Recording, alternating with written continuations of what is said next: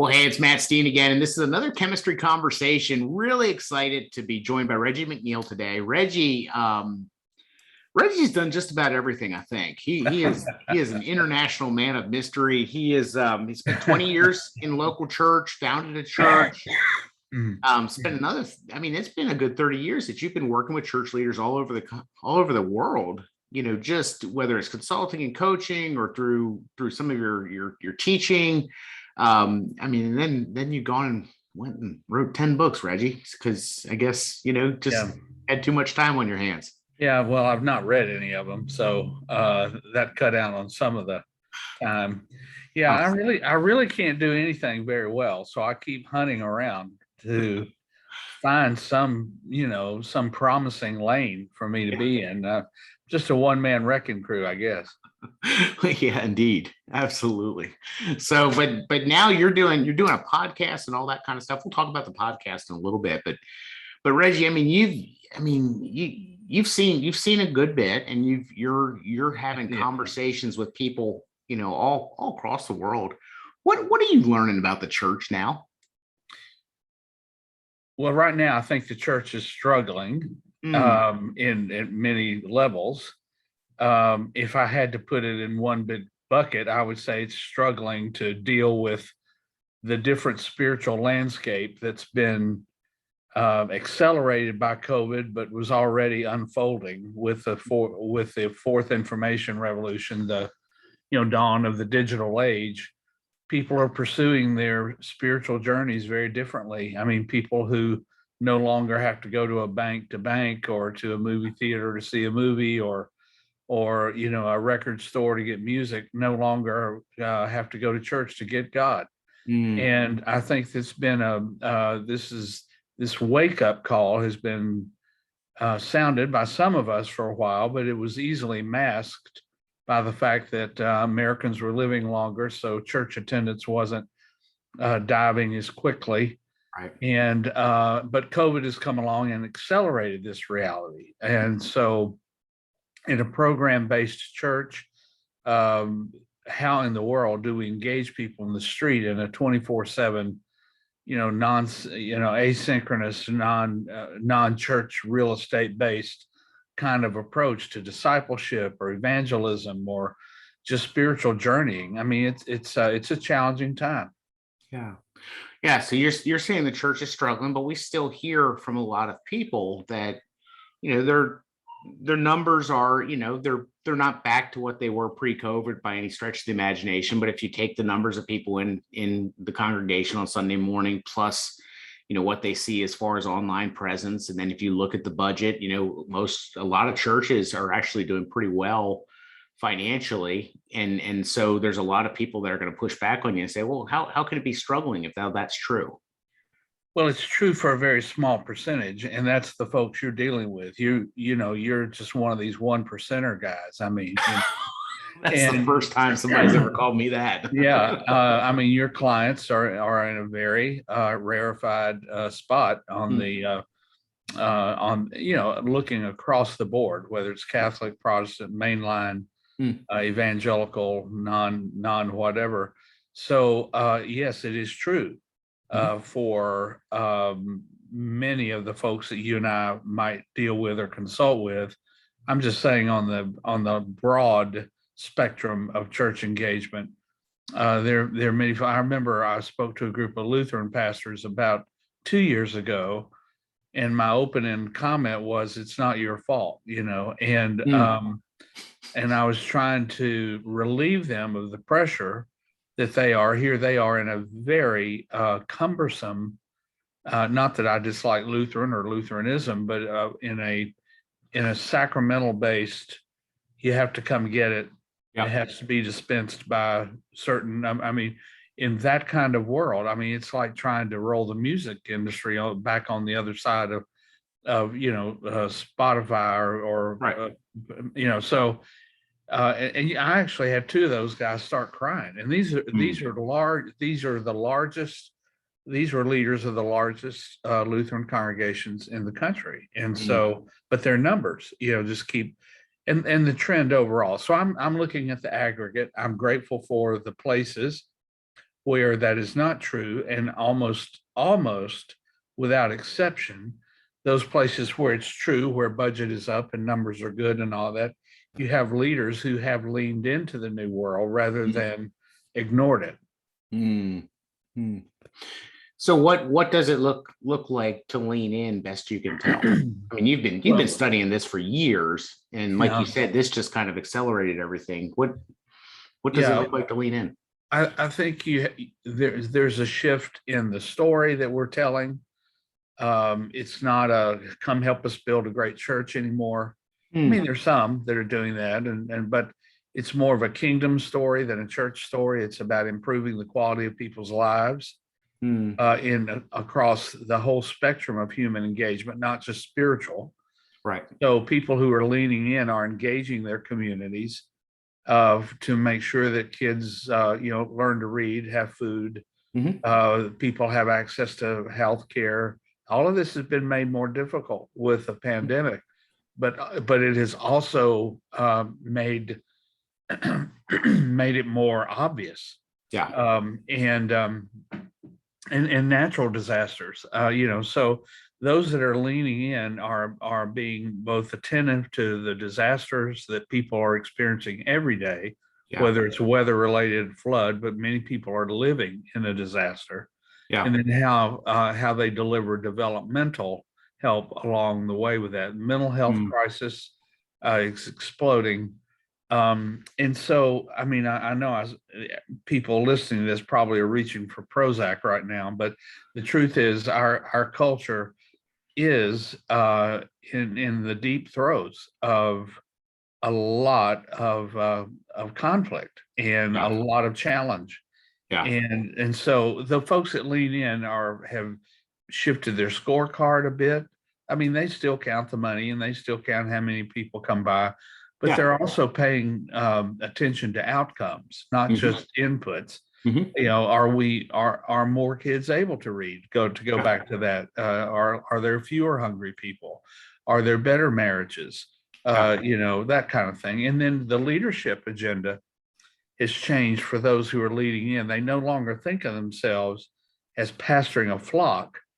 Their flock is extended. I mean, they're thinking about stewarding a community, not just a religious gathering.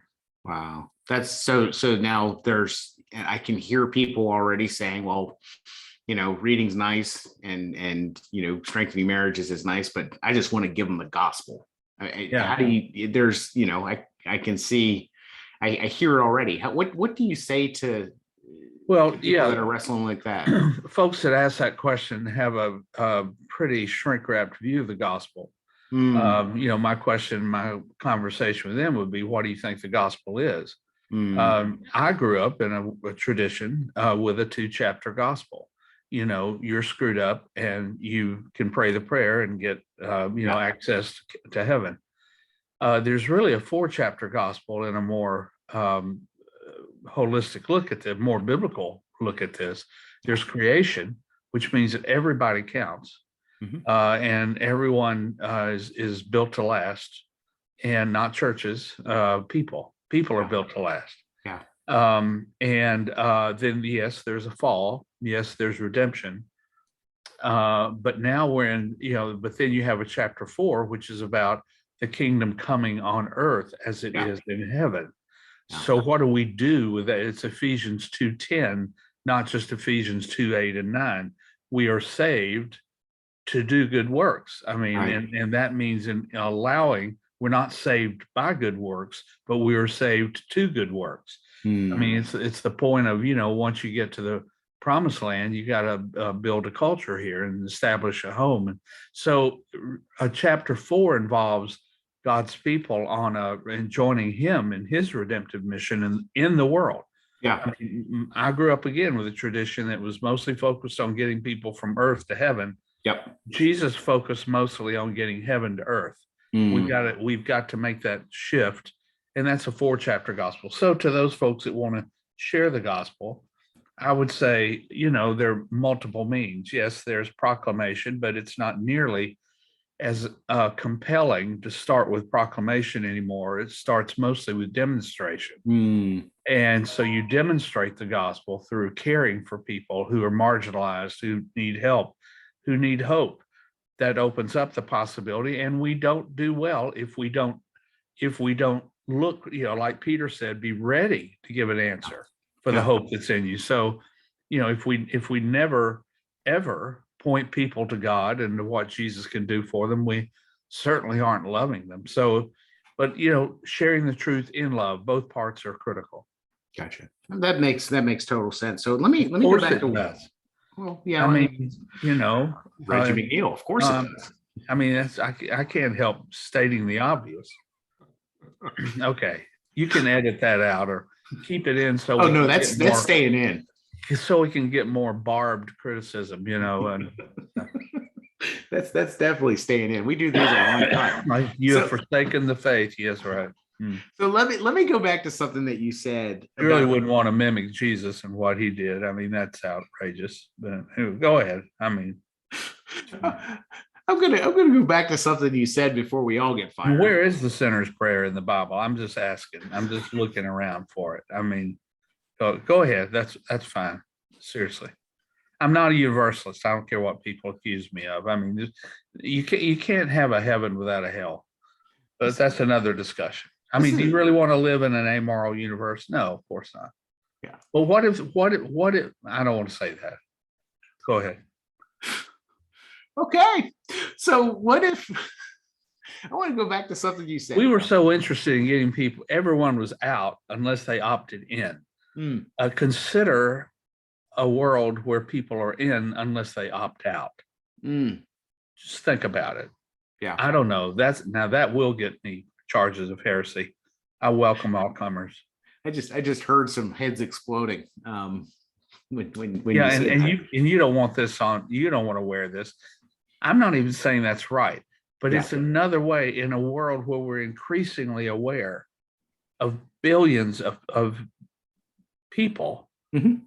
on the planet right now. Mhm. And it's more and more challenge to, thoughtful and evangelical Christians who really do believe, like me. I mean, Jesus is an essential aspect of spiritual journeying.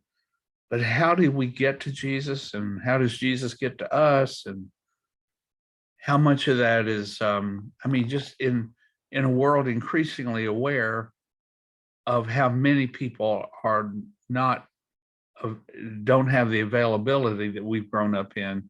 Right. It's causing, I think, a pause to think, what is our stewardship, and how does, I had a guy recently, challenge me when I was talking about this. I mean, in my soteriology, and I'd say, I'm just thinking, God was saving people a long time before there was a church. Mm. I mean, and I'm kind of comfortable that he's comfortable with being God and making his choices and decisions. So all I'm saying is we have to figure out a new posture, I think, and position in a world like this. Mm. And I'm not saying, don't hear what I'm not saying, all roads lead to, no, I'm not saying any of that. I'm Right. saying, how do we make sure that people become aware of their best shot at life, Yeah. which is the life, Jesus. Yeah. Right. And that's what I like what you were saying about the whole idea of you need to move from pastoring a congregation to pastoring and shepherding a community, right? Yeah, exactly. If we're going to wait and turn people into church people first before they can get the gospel, see, that's a problem. Yeah. We're going to have to figure out how gospel is demonstrated and proclaimed where where people already are. Yeah. So what's a first step? This isn't, I didn't know we were going down this road. And so this is probably an unfair question, but what's a first step for somebody to move? They don't teach this in seminary. What's the first step to move from pastoring a congregation to pastoring a community? It's a personal engagement piece. Hmm. It's very difficult to persuade people to go take an on-ramp onto a road that you've not traveled in this regard. Mm. It was easy to get people, to stand and preach and tell them to read their Bible and pray and do all those personal disciplines that we do because we know all about it. But you cannot call people into arms. And by the way, we are an invading force, by the way. We are taking, as one of my friends says, we're taking back everything hell has stolen. So if you're going to do that, you better get in the battle first. So go ahead and suit up, figure out your best way to be engaged in the community. Let that begin to shape your thinking and your experience. Then you begin to talk about that more. You begin to be aware more. So this is not something we'll persuade people from our biblical exegesis hold up in the study, approach to ministry. Yeah, kind of heard a story last week of a key leader in a major parachurch. I mean, major parachurch whose name you would recognize, who he's overseeing all the operations in North America and all this kind of thing and doing a lot of worldwide work. But what a lot of people didn't realize is, a few mornings a week, he's camped out in Starbucks, just having random conversations about spiritual things with anybody who'll come and sit down and have a conversation. So he's doing it globally, but he's definitely doing it locally. It sounds like what you're saying. Well, that's, turning Starbucks into a chapel, and what a smart thing. And not only just having conversations, but, reading the kids and, packing food bags. And every kingdom focused leader I know is developing relationships with community leaders so that they're beginning to hear the heart. I mean, I was just with some Salvation Army officers in Florida. The Salvation Army is uniquely positioned, through their, work and all, but so encouraging them and their boards, their advisory boards in every city are filled with community leaders. And that's what gives them so much access to resource and everything else. Our church board are filled with folks that are, faithful to this flock and all that kind of stuff. You got to build a board of directors around you. Now, it doesn't have to be official. That's not what I'm saying. I'm not saying tear up your church constitution, but every leader I coach, I say, who are your community leaders that you are in routine and regular contact with? That you actually have a relationship with. That's strong. That's strong. So basically what we're headed toward and what we've got to do. I know I interrupted you, but people out there were saying, just be quiet, Matt. Let Reggie finish a sentence if he has one. I usually have about 5 sentences on the board at once, so this is kind of challenging. But we're talking here about leading a movement rather than leading. I mean, if you look at the horizon and what we've got to anticipate, leading a movement is different from managing an institution. Our training has helped us manage an institution, but people are not out trolling for church as institution as their major stop on the way to heaven. So we've got to become a street movement again, which we were in the early days. And that's what Jesus started. He didn't come to establish a church. He came to inaugurate a movement. And it's kingdom movement, because he mentions church once. He's obsessed with the kingdom of God. 90 times. So that's a huge order. That's a big shift. For a lot of us. I mean, what encouragement do you have for pastors who are hearing this and just saying, Reggie, stop, that hurts? Two things I would say, because I do want to be encouraging, and I find that we've got a lot of room to play here. I would use COVID as a cover for change. I mean, those of us who lead change and transition know we always run into resistance. Don't underestimate that. But COVID can provide a lot of cover.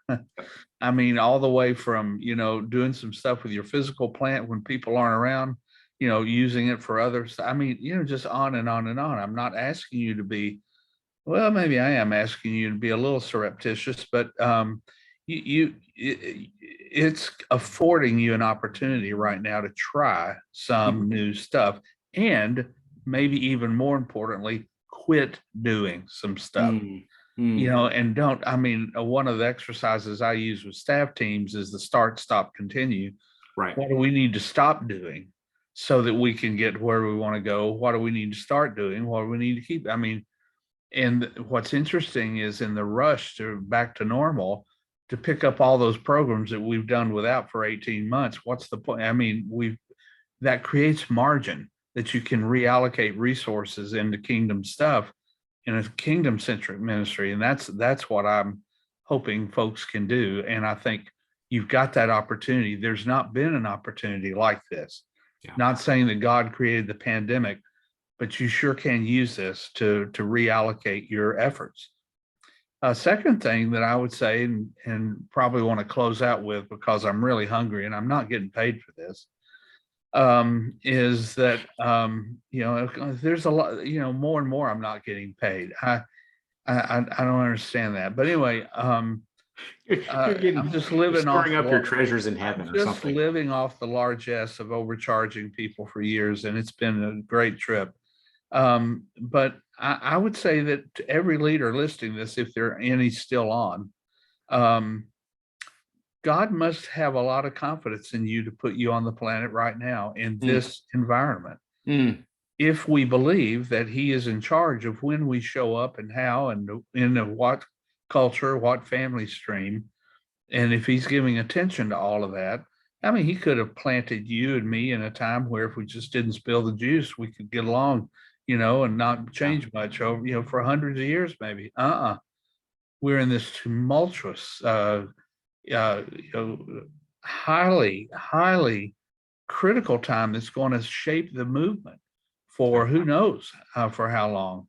And God chose to put you here now. What confidence that should give you that he believes in you and that you can do this.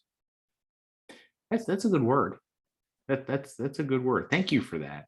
So. You're welcome. Almost all of you now, I would say, should have confidence. There's some interviewers and certain parachurch ministry operators that you might want to exclude from that. I think just about anybody could do what you do, Matt. But I didn't want to get personal right at the end.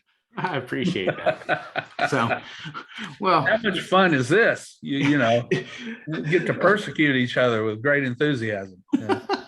I think we're going to wrap up pretty quick. So before you get more cranky as you get hungrier. Oh, isn't that the truth? Cranky. Yeah. Curmudgeonly. Yeah.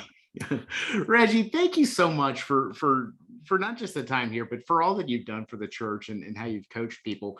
If you haven't checked out Reggie's podcast, you need to go to reggiemcneal.org and just download everything, power watch it, or listen to it and just keep listening to it, because it's gold. It really is. So Reggie, thanks for the time. Really appreciate it. I've enjoyed it. And Matt, you are doing good work, as everyone knows, or they wouldn't be on here. And I have enormous respect for you and what you're doing, and way to go. And thanks for the time. I've enjoyed it, almost all of it.